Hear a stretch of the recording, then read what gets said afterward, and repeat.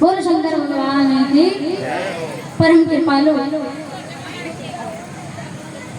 परम दयालु भगवान श्री सीता राम जी महाराज के चरणों में प्रणाम करते हुए अनंत बलवंत राम रसिक श्री हनुमान जी महाराज के श्री चरणों में प्रणाम करते हुए भूत भावन भोलेनाथ के चरणों में प्रणाम करते हुए सदगुरु भगवान के श्री चरणों में प्रणाम करते हुए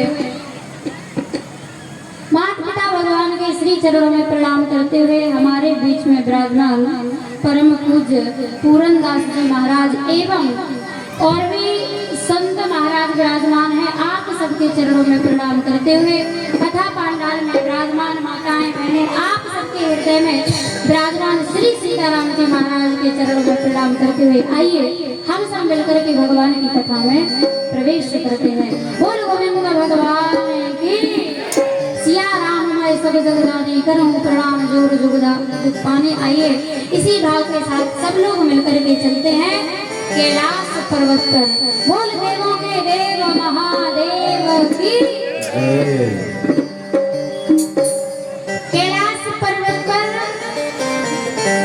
भगवान शंकर विराजमान कथा सुना रहे हैं और सुन कौन रहा है?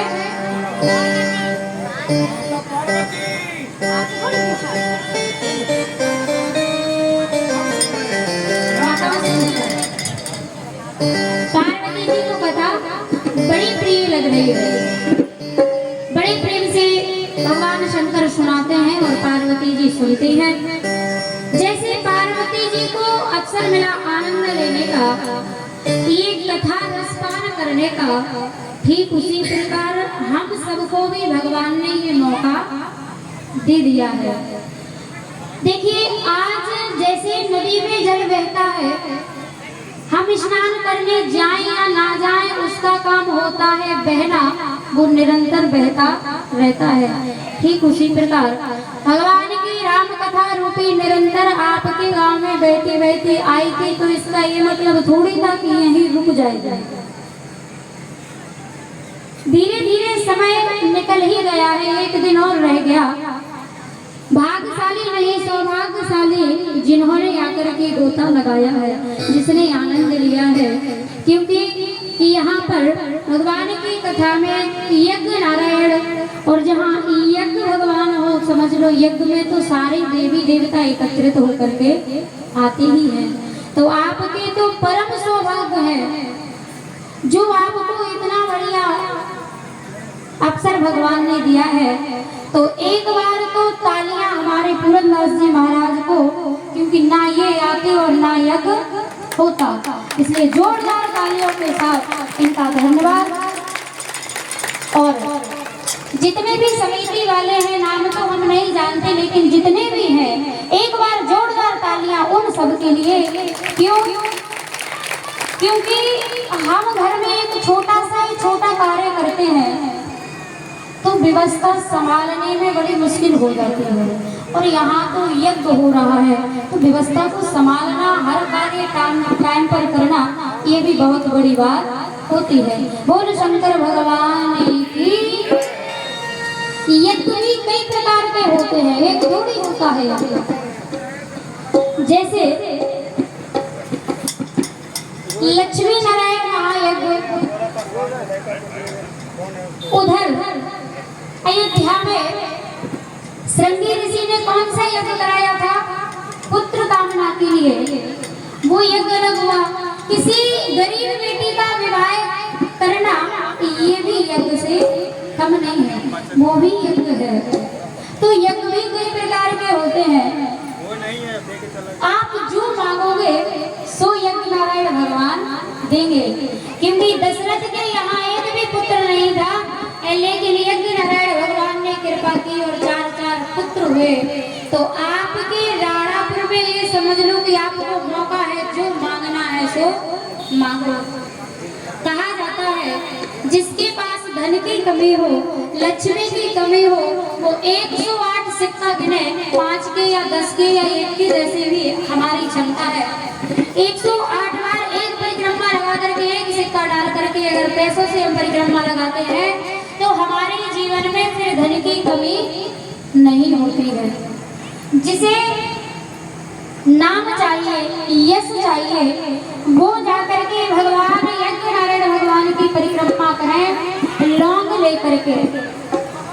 और जिसे पुत्र की जरूरत है, पुत्र कामना की जिसे जरूरत है, वो जाए और पुष्प और इलायची एक साथ में लेकर के 108 गिन करके अगर परिक्रमा करेंगे तो जिस कामना से करेंगे भगवान वो कामना जरूर पूरी करेंगे। अलग अलग कामनाओं के हिसाब से अलग अलग तरीके से परिक्रमा करना चाहिए। बाकी आपकी जैसी भावना है, भगवान की यहाँ तो हर चीज है। आप जिस लायक हैं, हम जिस लायक हैं, हम बस वही ले पाएंगे जितना हमारे भीतर पात्रता है। बोल गोविंद भगवान की। भगवान शंकर विराजमान कैलाश पर्वत पर पार्वती जी से कहते हैं कि देवी मैंने विवाह की लीला जो आपको सुनाई है, और जिस दिन से भगवान राम का विवाह होकर के अयोध्या में आया उस दिन से मांगलिक ही कार्य चल रहे हैं। आज तक अयोध्या वाले खुशियां मना रहे हैं, तो मनाए ही जा रहे हैं, रुकने का नाम नहीं लेते। कि जब ते राम ब्याहे घर आए,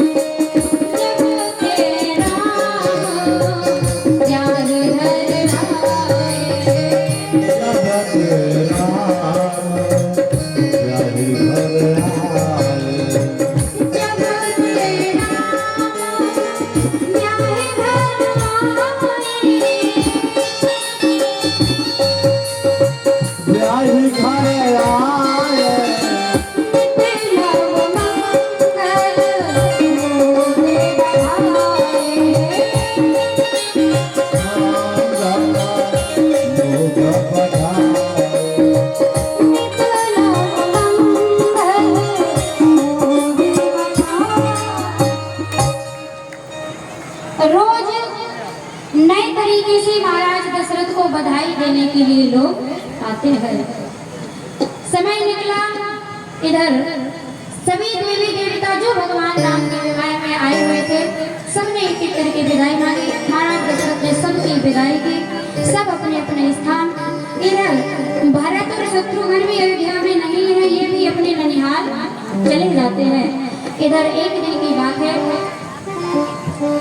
महाराज दशरथ को लगा कि क्यों ना अब भगवान राम को राज तिलक करके अब हमें भजन करना चाहिए। क्यों? क्योंकि महाराज दशरथ के कान के बगल में एक बाल सफेद हो गया था। उसी को देख करके दशरथ जी ने समझ लिया कि भगवान संकेत दे रहे हैं कि अब आप गृहस्थ जीवन छोड़ करके वन में जाकर के भगवान का भजन करो।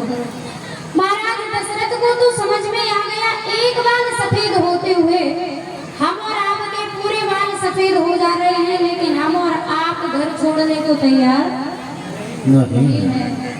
हम ध्यान ही नहीं देते हैं जल्दी